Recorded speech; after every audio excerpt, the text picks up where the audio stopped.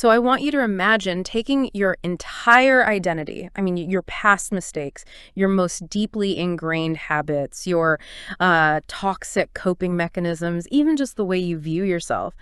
And imagine taking all of that and throwing it straight into an incinerator. Oh, wow. Right. No recycling, no patching up, just completely burned away. Yeah. Because that is actually what the ancient texts meant when they talked about a fresh start. Yeah, and it is a genuinely terrifying thought when you frame it that way. I mean, we're so conditioned by, modern self-help culture to think of a new beginning as just a simple software update. Yeah, exactly. Like a patch. Right. You download a patch, you buy a new planner, maybe you resolve to drink more water this year. Yeah. But you keep all your old files. You keep your old operating system. You just hope the interface runs like a little smoother. Right. But the texts we're diving into today suggest something infinitely more disruptive.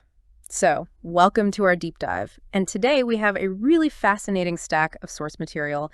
We're looking at the detailed notes from a Sunday school class lesson delivered by Donna Cavin. On January 4th, 2026. Yeah. Exactly. And our mission today is to figure out what a biblical fresh start actually looks like based on her analysis. Because we are moving way beyond the modern idea of just, turning over a new leaf. We're really digging into the ancient linguistic roots, the theological mechanics, and the sheer psychological weight of starting completely over. And if we sort of connect this to the bigger picture, the shift here is profound. Because when we think about a new year like moving from 2025 into 2026, we tend to think purely chronologically. Like just flipping a calendar page. Exactly. But Cavin's lesson demonstrates that these ancient texts approach newness ontologically. I mean, they are describing a change in the very nature of a person's existence. Okay, let's unpack this. Because to really understand how radical this fresh start is, we first have to look at how these ancient texts actually define the word new in the first place. So what's the linguistic groundwork she lays out at the start of the lesson? Well, she starts by anchoring us in the Old Testament. Yeah. And the primary Hebrew word used for new there is chadhash. Chadhash. Right. And the literal meaning here revolves around being bright, fresh, and new.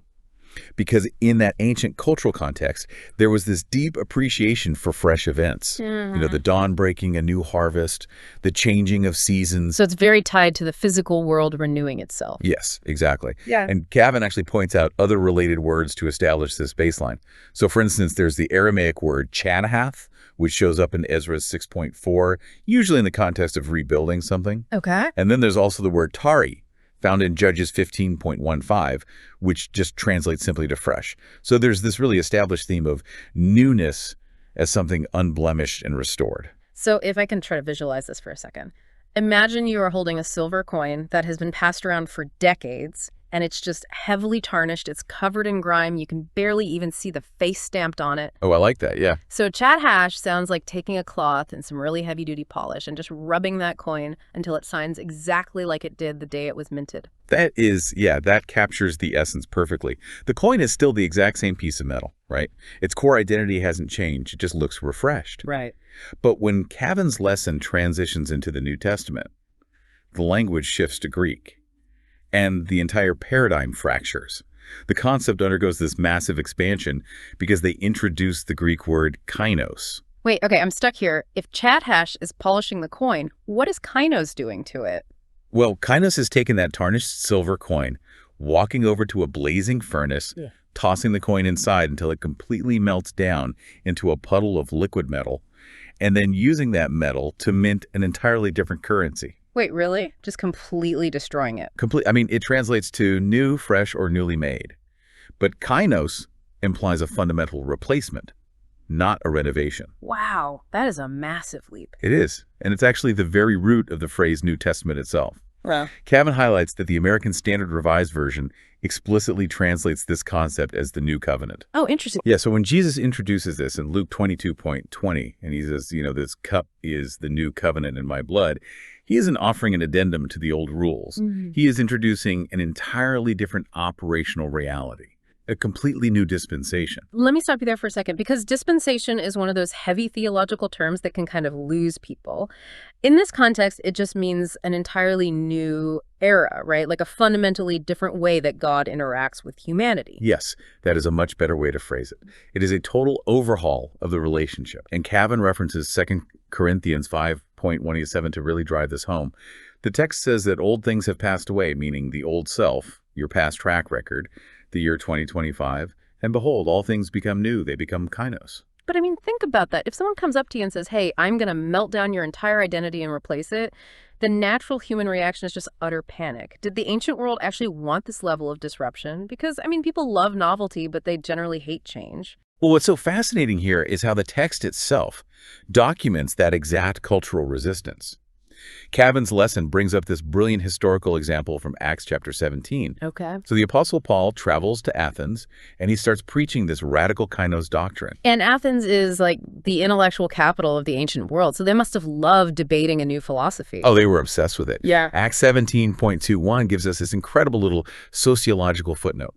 It observes that the Athenians and the strangers visiting there spent their time doing nothing else but either telling or hearing some new thing. Oh my gosh, they were the ancient equivalent of trend chasers just scrolling a social media feed. Yes. Just constantly refreshing, looking for the next viral intellectual hot take to discuss over dinner. Exactly. Yeah. But notice the distinction here. They were looking for chat hash. They wanted a shiny new concept they could debate, something that didn't require them to actually change their fundamental nature. Ah, I see. So when Paul introduces kainos, a doctrine demanding the total remaking of a human life through Jesus, they get highly defensive. In verse 19, they actually call him a babbler. Which is such a dismissive insult. It's totally their way of intellectualizing away a threat. They're basically saying, oh, this guy is just making noise. Right. They ask him, may we know what this new doctrine whereof thou speakest is? They can sense that this isn't just another philosophy to tack on to their existing belief system. Sure. It threatens the very foundation they stand on. And yet this terrifying kainos concept just permeates the rest of the texts that Cavin highlights. I mean, it scales from the internal all the way up to the cosmic. Like Romans 6.4 talks about walking in newness of life. Kainos. Sure. And then Revelation chapters 2 and 3 speak of a new name written that no man knows except the one who receives it. And 2 Peter 3.13 scales it up to a new heavens and a new earth. And this raises an important question about how we function under pressure. Let's look closely at Romans 7.6, which Cavin also includes. It contrasts serving in newness of spirit versus the oldness of the letter. Okay, unpack that. So operating under the oldness of the letter is like running a legalistic compliance program in your brain. You're constantly checking your behavior against this rigid set of external rules, and you're just managing your symptoms through sheer willpower. Oh, that sounds exhausting. It's like trying to read a dense instruction manual while you're trying to drive a car in heavy traffic. Perfect analogy. But newness of spirit changes the core mechanism. You aren't referencing a list of external rules anymore because your internal operating system has actually been replaced. You react to pressure differently because the source code generating your reactions has been completely rewritten. Okay, wait, so here's where it gets really interesting to me. Because if kainos is this destructive to the old way of doing things, how does a normal person living in 2026 actually survive that kind of demolition? We all have baggage, we all have coping mechanisms, and the lesson frames this as a God-initiated transformation. Right. But what does the actual real-world application of that look like? Because normally we think of a fresh start as a to-do list or trying harder. Yeah, and Cavin's lesson frames this completely differently. Becoming a new creation requires demolition first. The lesson points directly to 2 Corinthians 10.4, which talks about God bringing down strongholds. Strongholds, yes. Cavin defines these strongholds as walls of resistance that we build up over time, which must be demolished through faithful obedience. Well, I kind of want to push back on the metaphor of a wall here, just because I think it implies something a little too passive. Human resistance is highly active. That's fair. It's more like, going back to the computer analogy, it's like a legacy operating system on a computer, an old, outdated OS that actively rejects any new software updates because it falsely flags them as a virus. Like, we build these toxic coping mechanisms to protect ourselves from getting hurt, and when genuine healing tries to enter, our internal firewall just blocks it. That is a highly accurate way to look at it. Those defensive firewalls have to be uninstalled, and that process requires an incredibly precise tool. Which brings us to Hebrews 4.110. Cavin uses this to explain how God reshapes our thoughts, attitudes, and perceptions through the Holy Spirit. The text describes the Word of God as being quick and powerful and sharper than any two-edged sword. Right, so sharp it divides soul and spirit, joints and marrow, discerning the thoughts and intents of the heart. Exactly. So God isn't using a sledgehammer to smash the computer. He is using a spiritual scalpel to go deep into the source code, discerning the absolute deepest intentions behind why we do what we do. And he's surgically removing the destructive lines of code while leaving the core person intact. But wait, I'm stuck here again. If God is doing all the demolishing and the surgical rebuilding and the firewall removing, doesn't that just make us passive robots? Where is human agency in this fresh start? Do we just sit back and let the surgery happen? No, we absolutely have a role, but it's not the role of a co-surgeon. Our role begins with a very specific conscious vulnerability. Cavin outlines concrete steps for the human side of this dynamic. Okay, what are they? It starts with honest communication. Praying and explicitly confessing past mistakes. You have to actively ask for that new heart, just like the writer of Psalm 51.10 does. You create in me a clean heart. Notice the word create. You're asking for kainos, something newly made from scratch. So you have to willingly lie down on the operating table, basically. Exactly. But confessing implies bringing all that old toxic code into the light, which is terrifying because the natural human reaction to exposing our deepest flaws is immense guilt. We hoard our past mistakes like a heavy backpack. We assume that if we confess, we're just giving God ammunition to use against us later. Oh, absolutely. And this is where the biblical concept of a fresh start becomes almost incomprehensible to the human mind. The lesson brings in Isaiah 43.1, 8 and 19. God says, "Remember you not the former things, neither consider the things of old. Behold, I will do a new thing." Wow. And you combine that with 1 John 1.9, which says that through confession we are cleansed from all unrighteousness. It's divine amnesia. God is literally saying, I'm deleting the files. I'm not putting them in the recycling bin to restore later when I'm mad at you. They are completely gone. Yep. Just think about the sheer relief of letting go of your own guilt, because the slate isn't just wiped clean. The old slate is literally destroyed. Right. It is a radical departure from human justice. I mean, we might forgive, but we rarely forget. But in this framework, God chooses to permanently forget the past. But if God deletes the files, why do we keep trying to undelete them? Like, why is it so hard to just accept the fresh start? Because we are obsessed with our own track records. We trust our memory of our failures more than we trust the new reality God is offering. Yeah. And this is why the central human requirement that Cavin highlights next is so violently difficult. It requires total surrender. Okay. She brings in the core metaphor from Jeremiah 18.6, where God says, "As the clay is in the potter's hand, so are ye in mine hand." You know, people love to put that verse on a coffee mug. Being clay sounds so peaceful and rustic, but let's actually think about the physical mechanism of a potter's wheel for a second. Oh, it's intense. If you were a lump of clay, you are being slammed down onto a hard wooden disc. You are spun at dizzying, nauseating speeds. You are being pushed, squeezed, hollowed out, and compressed by wet hands under immense pressure. It is a highly disruptive, chaotic process. Exactly. No wonder the Athenians called Paul a babbler and walked away. Getting on the wheel is terrifying. Which makes Cavin's next instruction absolutely vital. She says, act in faith.